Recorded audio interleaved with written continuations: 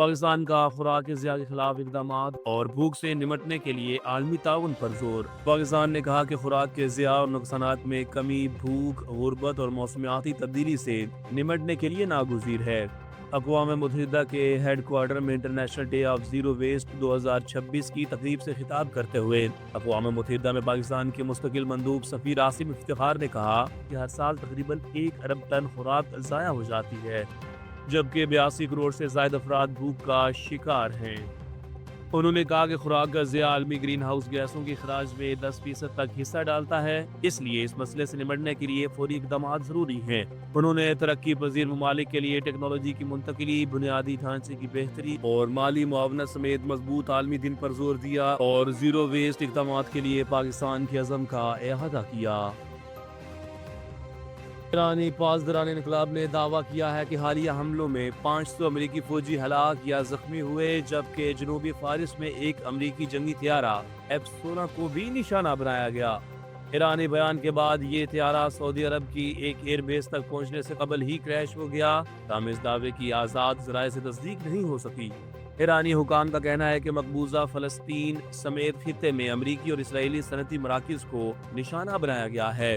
دوسری جانب ختم الانبیاء ہیڈ کوارٹر کے مطابق اسرائیلی شہر حیفا میں ایک اسٹریٹجک الیکٹرانک وارفیئر سینٹر اور بن گورین ایئرپورٹ کے قریب ایندھن کے ذخائر پر بھی حملہ کیا گیا، جبکہ ایرانی فوج نے خبردار کیا ہے کہ اگر ایرانی صنعتی تنصیبات کو نشانہ بنایا گیا تو اس کے نتائج سنگین ہوں گے۔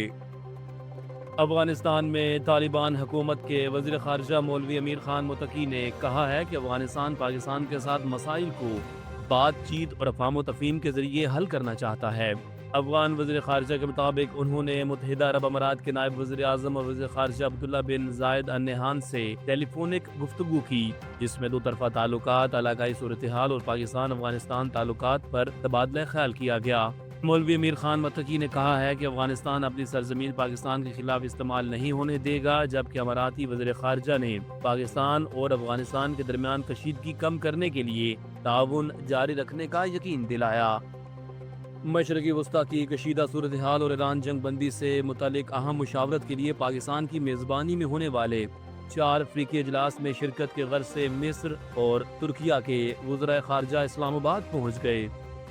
تفصیلات کے مطابق مصر کے وزیر خارجہ ڈاکٹر بدر اور ترکیہ کے وزیر خارجہ حکان فیدان نائب وزیر اعظم اور وزیر خارجہ اسحاق ڈار کی دعوت پر ہونے والی کانفرنس میں شرکت کے لیے پاکستان آئے، جہاں اسلام آباد ایئرپورٹ پر ان کا پراتفاق استقبال کیا گیا۔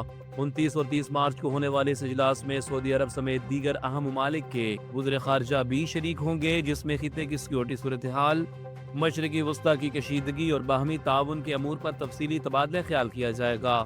سفارتی ذرائع کے مطابق اس اہم اجلاس میں علاقائی استحکام، امن کے فروغ اور مشترکہ حکمت عملی پر غور متوقع ہے۔ امریکہ اور اسرائیل کے خلاف جاری کشیدگی میں یمن کے حوثی بھی ایران کی حمایت میں میدان میں آ گئے ہیں اور اسرائیل کے حساس فوجی مقامات پر میزائل حملوں کا دعویٰ کیا ہے۔ عالمی میڈیا کے مطابق حوثی فورسز نے اعلان کیا ہے کہ جنگ کے آغاز کے بعد پہلی بار اسرائیل کو نشانہ بنایا گیا ہے اور جارحیت ختم ہونے تک کارروائیاں جاری رہیں گی۔ اسرائیلی فوج کا کہنا ہے کہ یمن سے داغا گیا ایک میزائل فضا میں ہی تباہ کر دیا گیا، تاہم ماہرین کے مطابق حوثیوں کی شمولیت سے خطے کی صورتحال مزید خطرناک ہو سکتی ہے۔ خاص طور پر بحر احمر میں کشیدگی بڑھنے کا خدشہ ظاہر کیا جا رہا ہے۔ پاکستان سپر لیگ سیزن 11 میں پشاور زلمی نے راولپنڈی کے خلاف شاندار کامیابی حاصل کرتے ہوئے منفرد عالمی ریکارڈ قائم کر دیا۔ پشاور زلمی نے 215 رنز کے بڑے ہدف کا تعاقب کرتے ہوئے 218 رنز بنا کر میچ جیت لیا، تاہم ٹیم کے کسی بھی بیٹسمین نے نصف سینچری سکور نہیں کی۔ اس طرح پشاور زلمی دنیا کی پہلی ٹیم بن گئی ہے جس نے کسی بھی بیٹسمین کی 50 کے بغیر اتنا بڑا ہدف حاصل کیا۔ اس سے قبل یہ ریکارڈ واشنگٹن فریڈم کے پاس تھا، جنہوں نے 214 رنز کا ہدف بغیر کسی 50 کے حاصل کیا تھا۔ پشاور زلمی کا 218 رنز کا مجموعہ پاکستان کی ڈومیسٹک کرکٹ کی تاریخ میں بھی بغیر کسی 50 کے سب سے بڑا سکور بن گیا ہے۔